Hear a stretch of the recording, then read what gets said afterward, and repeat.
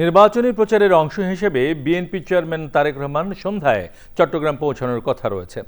তারেক রহমানকে বরণ করে নিতে সব ধরনের প্রস্তুতি সম্পন্ন করেছে বিএনপি। এই মুহূর্তে চট্টগ্রামে আছেন চৌধুরী ফরিদ, সরাসরি যাচ্ছি তার কাছে।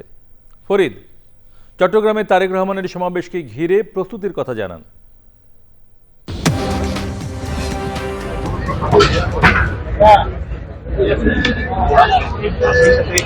ফয়সাল, দীর্ঘ ২১ বছর পর বিএনপি চেয়ারম্যান তারেক রহমান আজ রাত ৮টায় তিনি চট্টগ্রামে আসছেন।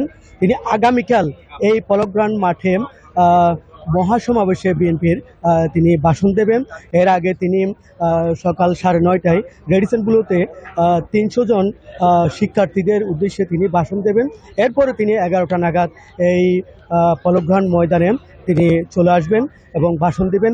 ইতিমধ্যে Chittagong BNP, Chittagong city mayor doctor Sadek হোসেনের নেতৃত্বে এই জনসভার প্রায় প্রস্তুতি সম্পন্ন করা হয়েছে। আপনারা দেখতে পাচ্ছেন আমার পেছনে প্রায় ১০০ ফিট লম্বা, ৬০ ফিট প্রশস্ত বিশাল স্ট্রেজ তৈরি করা হয়েছে এবং মাঠ পুরো প্রস্তুত করা হয়েছে।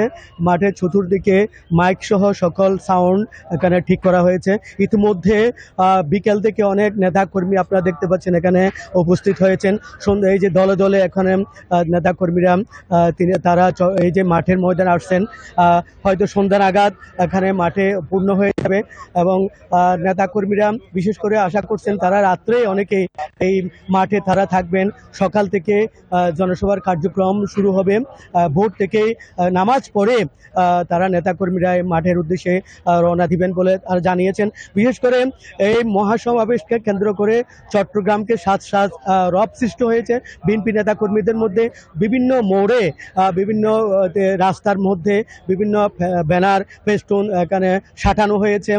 আপনারা দেখতে পাচ্ছেন আমার যে ক্যামেরাতে অনেক নেতাকর্মী এখন জনসভা যে মঞ্চের পাশে তারা অবস্থান নিয়েছেন। কালকে এখানে প্রায় ১৫ থেকে ২০ লক্ষ মানুষের সমাবেশ হবে বলে জানিয়েছেন। বিশেষ করে বিএনপির স্থায়ী কমিটির সদস্য আমির খসরু মাহমুদ চৌধুরী বলেছেন এই জনসভা হবে বিএনপি নেতাকর্মীদের নয়, সার্বজনীন সর্বস্তরের মানুষ এখানে আসবেন। বিশেষ করে তারেক রহমানকে এক নজর দেখার জন্য এবং আগামী নির্বাচনকে সামনে রেখে দেশবাসীর উদ্দেশ্যে কি কথা বলবেন, চট্টগ্রামের উন্নয়নের জন্য তিনি কি কথা বলবেন, এইসব কথা সরাসরি তারেক রহমানের কাছ থেকে শুনতে এই মহাসমাবেশে তারা উপস্থিত হবে বলে জানিয়েছেন। এই হলো জনসভার স্থান থেকে সর্বশেষ। ফরিদ, আপনাকে ধন্যবাদ।